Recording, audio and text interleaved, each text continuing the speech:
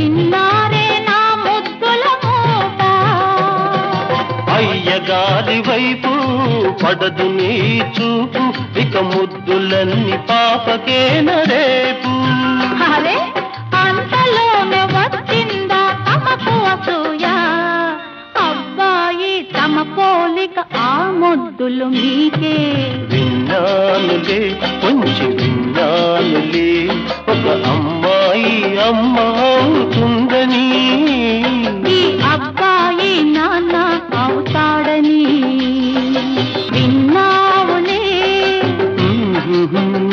కొంచెం విన్నా